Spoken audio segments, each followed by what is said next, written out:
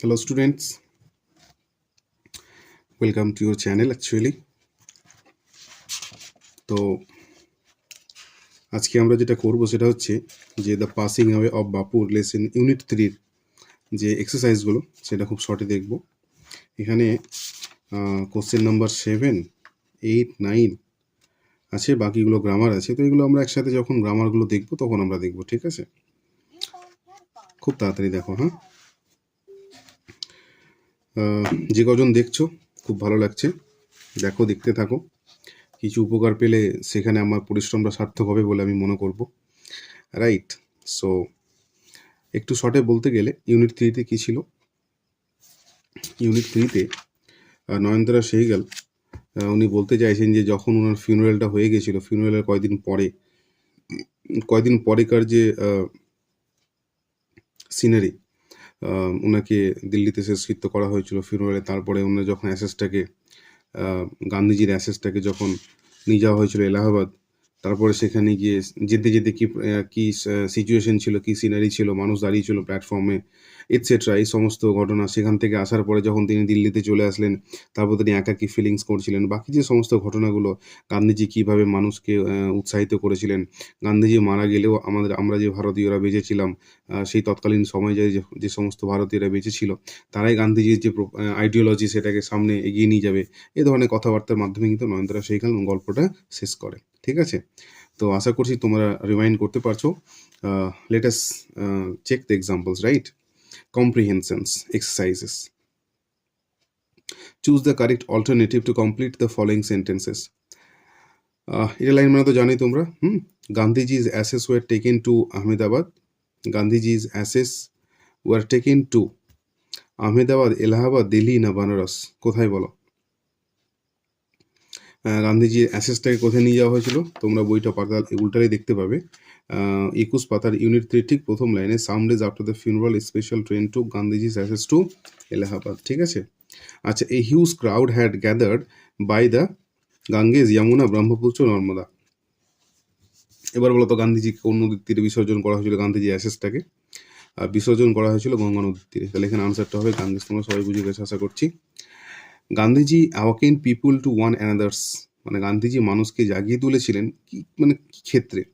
জিএলএসি, মানে একে অপরের প্রতি হিংসাতে উদ্বুদ্ধ করেছিলেন, একে অপরের প্রতি কষ্ট দিতে, নাকি গ্রিড, নাকি লোভ করতে, নাকি ইনডিফারেন্স, উদাসীনতায়? মানে মানুষের উদাসীনতা থেকে একজনকে আরেকজনের প্রতি যে উদাসীনতা, এর বিরুদ্ধে গান্ধীজি কিন্তু তুলেছিলেন। মানে মানুষ যদি সমস্যায় পড়ে, তাহলে মানুষের সমস্যাতে কষ্ট পাওয়া উচিত, কারো কষ্টে কষ্ট পাওয়া উচিত, কারো হাসিতে হাসি পাওয়া উচিত, আনন্দ পাওয়া উচিত। এই যে চিন্তাভাবনা, এই ধরনের চিন্তাভাবনাতে কিন্তু গান্ধীজি মানুষকে উদ্বুদ্ধ করেছিলেন, ঠিক আছে? এবার দেখো question number 8, complete the following sentences with information from the text. People on the special train, বিশেষ একটা ট্রেনে মানুষ কি করেছিল? টুক গান্ধীজি's অ্যাসেস টু এলাহাবাদ, এটুকুই লিখতে হবে। People on the special train, হ্যাঁ, এটা হতে পারে। আর এটাও তোমরা বলতে পারো যে গান্ধী, দেখো এখানে কি আছে, people on the special train. এখানে যদি আমি তোমাদেরকে বলি,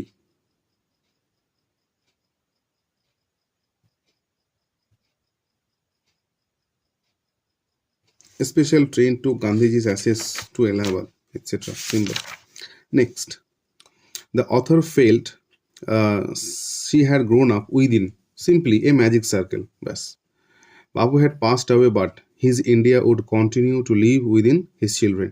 এই যে শেষ লাইনটা একদম, বাপু had passed away but his India would continue to live within his children. বুঝতে পারলাম? এই লাইনটা আমরা কোথায় পাবো? এই লাইনটা হচ্ছে আমরা একদম শেষ লাইনে, বাপু had passed away but his India would continue to live in his children, ঠিক আছে? একদম শেষ লাইনে, 23 পাতার শেষ নম্বর লাইনটা, হ্যাঁ। এবার হচ্ছে কজ আর ইফেক্ট। কজ মানে কি বলতো? কারণ। আর ইফেক্ট মানে ফলাফল। ধরে নাও যে তুমি স্কুল যাচ্ছ, এই মুহূর্তে তুমি স্কুলে যাচ্ছ, ঠিক আছে? বা যখন তুমি স্কুলে যাও, এবার তুমি স্কুলে যাবে, এবার তুমি মনে করো স্কুলে যেতে গিয়ে লেট হয়ে গেলে, ঠিক আছে?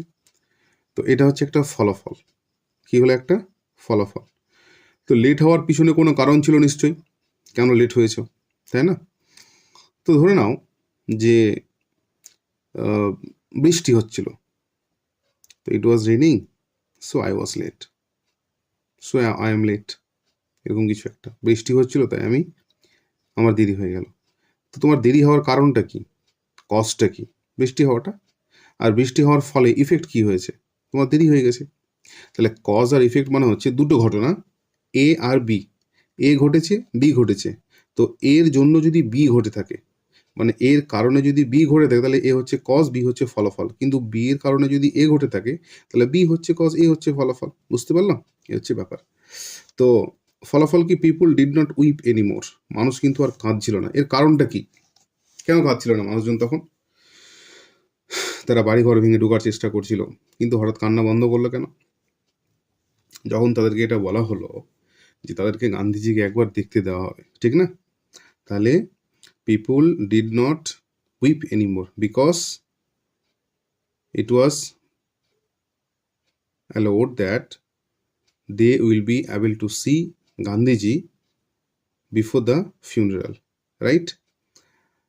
তারা গান্ধীজিকে দেখতে পাবে, they will be allowed to see Gandhiji before the funeral, right? এটা তোমরা লিখে দিতে পারো, অথবা যদি তুমি এক্স্যাক্টলি এখানে লিখতে চাও, হ্যাঁ, তাহলে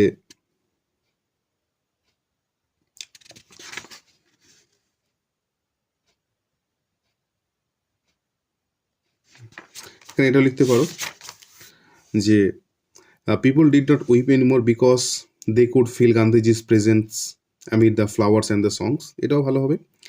they could not they could feel Gandhiji's presence amid the flowers and the songs. The magic circle vanished. ফলে কি হলো? The people of India became unprotected.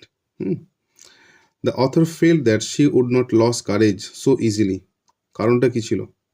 হার, লিখো, এটা লিখতে পারো তুমি, হার values were not so weak. Her values were not so weak. তো এটুকু হচ্ছে আমাদের আজকের লেসন। খুব ছোট ভিডিও, আশা করছি তোমরা দেখবে। দেখো, মন দিয়ে দেখো। খুব তাড়াতাড়ি আমরা এই টেক্সট সিরিজটাকে শেষ করব আর গ্রামার সিরিজটা শুরু করব। তো ঠিক আছে, আপাতত এখানেই থাক। ভালো করে পড়ো, মন দিয়ে পড়ো, খুব ভালো করে পড়ো, পরিশ্রম করো, মাধ্যমিকে ভালো রেজাল্ট করো। আর অবশ্যই যদি ভালো লাগে like, share and subscribe and comment করো। তোমার বন্ধুদেরকে অবশ্যই জানাবে। Thank you.